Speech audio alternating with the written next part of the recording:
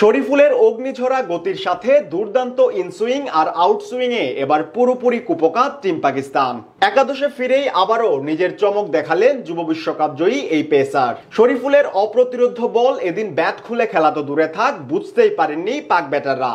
নিজের ব্যক্তিগত কোটার প্রথম 2 ওভারেই একটি করে উইকেট নিয়ে সফরকারীদের চাপে ফেলে দেন এই বাহাতি। সেখান থেকে আর কোনোভাবেই ঘুরে দাঁড়াতে পারেনি সালমান আঘার দল। আগে ব্যাটিং এ নেমে এদিন স্কোরবোর্ডে 133 রান তুলে বাংলাদেশ। টপ অর্ডার ব্যাটারদের ব্যর্থতার পর আজ দলের হাল ধরেন জাকের আলী অনিক। 5 ছক্কা 1 চারে টাইগার ফিনিশারের খেলা 55 রানের ইনিংসের সুবাদে লড়াকু পুঁজি পায় টাইগাররা। জবাবে ব্যাট করতে নেমে শুরুতেই বড় ধাক্কা খায় পাক ব্যাটাররা। শেখ মাহাদির বলে দলীয় প্রথম ওভারের শেষ বলেই রান আউটে কাটা পড়েন পাক ওপেনার সাইম আইয়ুব। ইনিংসের দ্বিতীয় ওভারে বাংলাদেশের হয়ে বল করতে আসেন পেসার শরীফুল ইসলাম।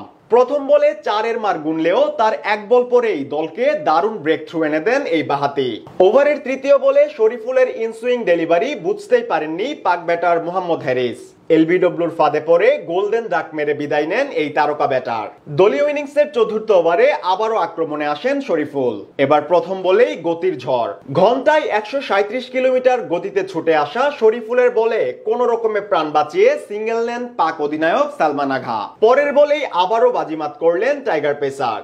এবার তার শিকার পাক ওপেনার ফখর জামান। ওভারের দ্বিতীয় ডেলিভারিতে শরীফুলের শর্ট বলে অনেকটা পুল শটই খেলতে চেয়েছিলেন ফখর, তবে যুব বিশ্বকাপ জয়ী পেসারের বুদ্ধির ফাঁদ বুঝতেই পারেননি তিনি। ফলস্বরূপ আউটসুইং হওয়া বল ব্যাট স্পর্শ করে দ্রুত গতিতে ছুটতে থাকে উইকেটের পিছনে থাকা লিটনের দিকে, যা লাফিয়ে উঠে তালুবন্দি করেন বাংলাদেশ অধিনায়ক। এদিকে আউট বুঝতে পেরে উদযাপন শুরু করে দেন শরীফুল। পেছন থেকে জোরালো আবেদন করেন লিটন, কিন্তু প্রথমেই আউট দেননি মাঠে থাকা আম্পায়ার। কালক্ষেপণ না করে উদযাপন করতে করতেই রিভিউর আবেদন করে বসেন লিটন।